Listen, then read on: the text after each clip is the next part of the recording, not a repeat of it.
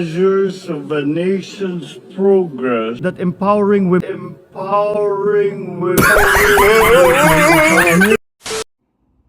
So, eto guys, panoorin natin si Bugris. Okay?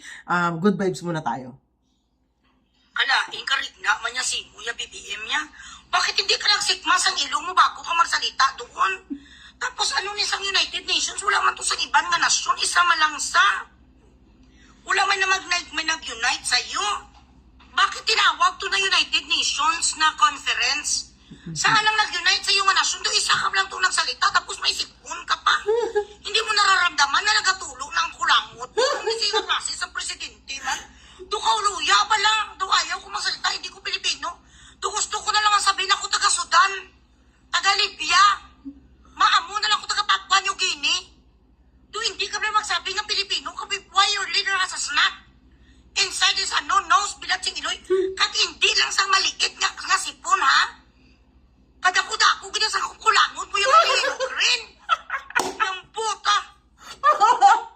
Grabe naman si Bugris. Yung baipot ka chararat, yung BBM. Wala ka gina-check up sa imong personal assistant. Anong pulos ang asawa mo? Kamu na lang tulog ka, ituon ko lang ang camera, pero kayo na lang tingin. Do hindi mo kuya katingin sa niyaman yung sitwasyon, tanawan nyo na balaw kadamak-damak. Grabe ka naman ka-hardworking, sir. Kahit tagatulog na ang iyong sipon, sige ka pa rin trabaho, dapat nagdikodin ka. Dikolgin. Kadamak na niya si mga klase sa pagka-presidente. Ay, nako. Bago ka bala BBM, mapunta sa mga ganitong mga congregation, di patingnan mo sa asawa mo kung may nagalabas ng mga kulangon kag mga sumpa. Araw-araw ka man Buya, you are the president of a country. A president of a country. And you could not get rid of your snot before, facing the camera. You were in an international television, tapos nakitaan ka sa kulangon, traitor man niya ang nagpukuhan man niya. Traitor man ba ang cameraman? Bakit mo ginfocus? Ginpahiya mo na mga Pilipino. Ginfocus siya gitya sa ilong, bilatsing iloy man ka mga. Tapos ang assistant mo, BBM, wala kita may nagatingin-tingin sa iyo, mga nurses mo kasi ganun. Basta gani ma-overdosang na ang ilong mo sang ganito.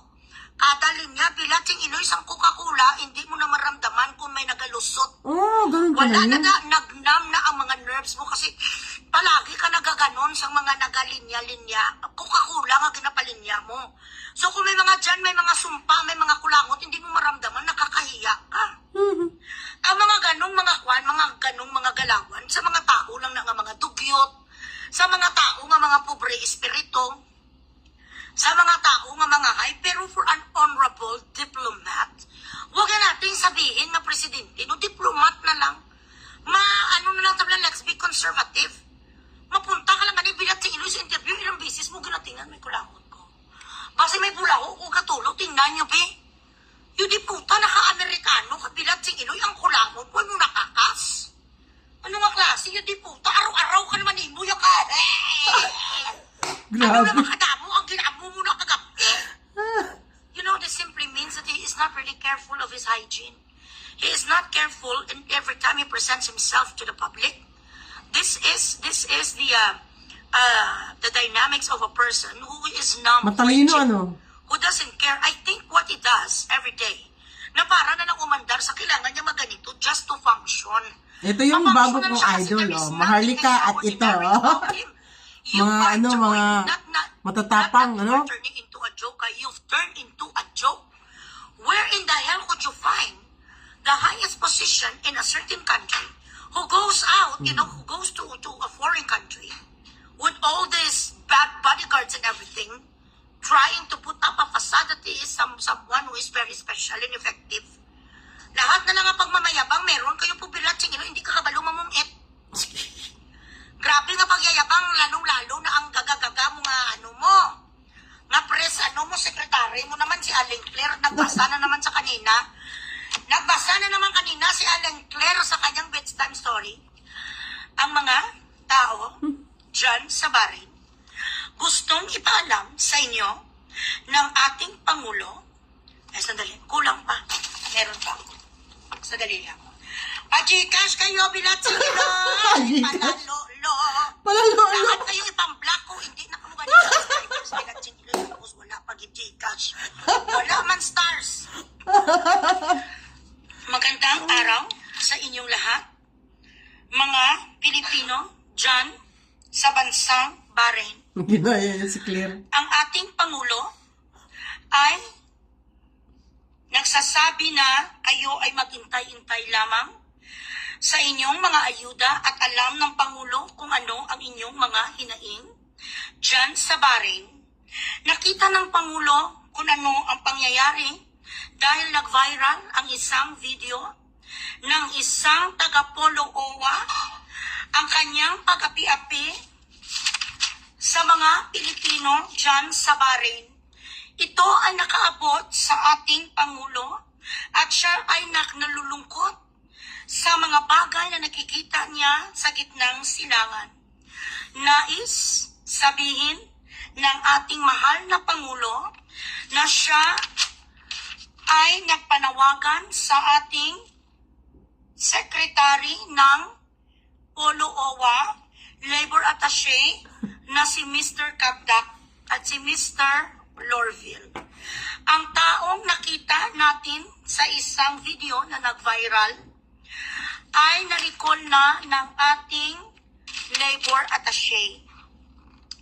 Nais ipaalam ng himpilang ito, lalong-lalo na ang ating Pangulo na kami ay nakikinig sa inyong mga hinaing.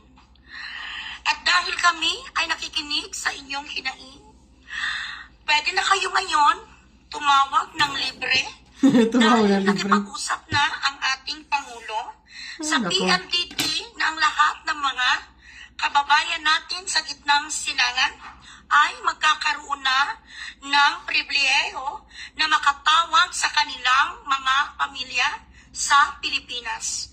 Dahil hindi naman alam ng ating Pangulo na meron na pala tayong Google Meet.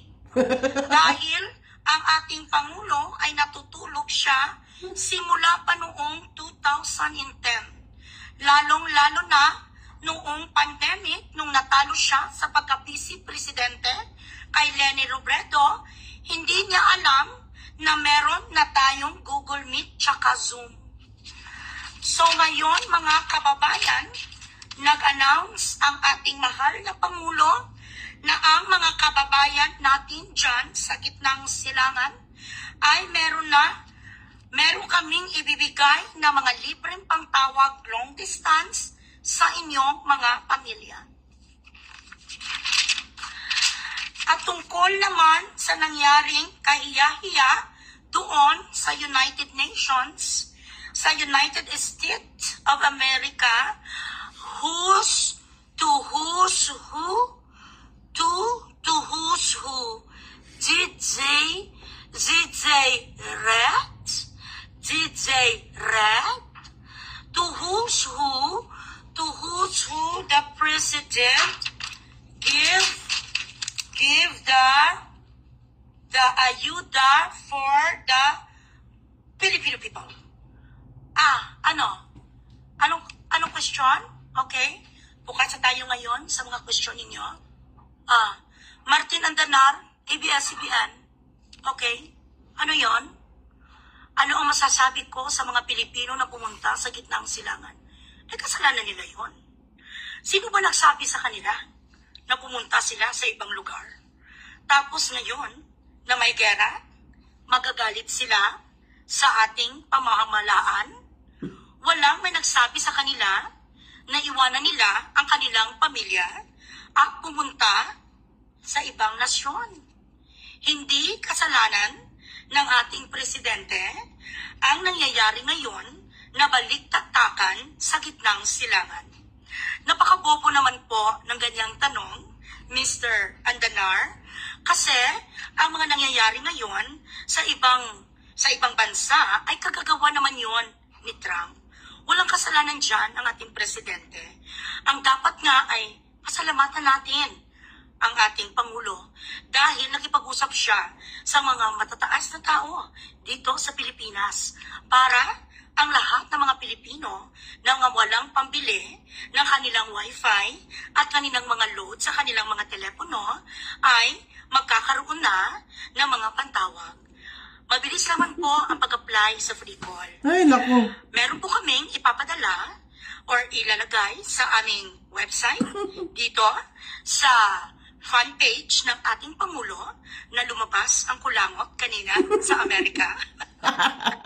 Yun naman po ay isang bagay na hindi natin nakukontrol kapag tayo ay nilalamig sa ibang bansa. Siyempre, sa inyong mga katangunan, bakit lumabas ang kanyang kulangot? Ang masasabi ko lamang po tungkol dyan, simple lang naman, dahil siya ay naganon kagabi kasama ang kanyang asawa. Kasi mga kababayan, kapag kayo ay may bisyo sa pagkaganito, talagang wala na kayong mararamdaman sa inyong mga ilong. Ipagpaumanhin na lang ng mga Pilipino ang mga pangyayari na nakita natin sa telebisyon ngayong araw. Pero, tinext ko na ang ating Pangulo na dapat sa sunod na pumasok siya sa isang mga balik-taktakan, ipa-check up niya sa ating mahal na First Lady ang kanyang ilong kung merong kulangot. Maraming salamat po. Maraming salamat. What? Two who's? Two who's? Yeah, two who's.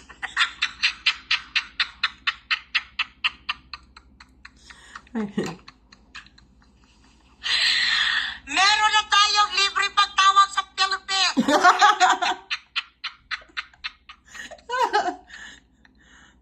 Mabuti na lang nahanap ko aking eyeglasses.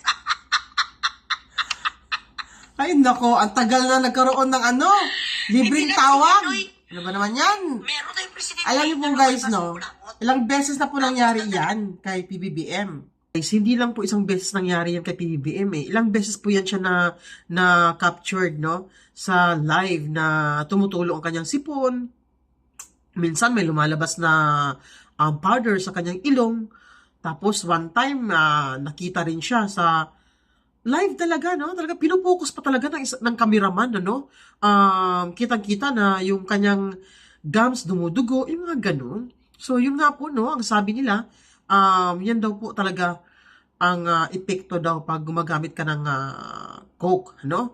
Di ba guys? Kaya, yun nga po, no? So, ano po ang masasabi nyo sa video ito? Comment down below lang po. So, tandaan po natin, today, March 11, ngayon po, ang ika-1 year ni Tatay Digong simula nung kinidnap po siya ng mga demonyo, no? At dinala sa The Hague. So, bye everyone and salamat po sa panonood.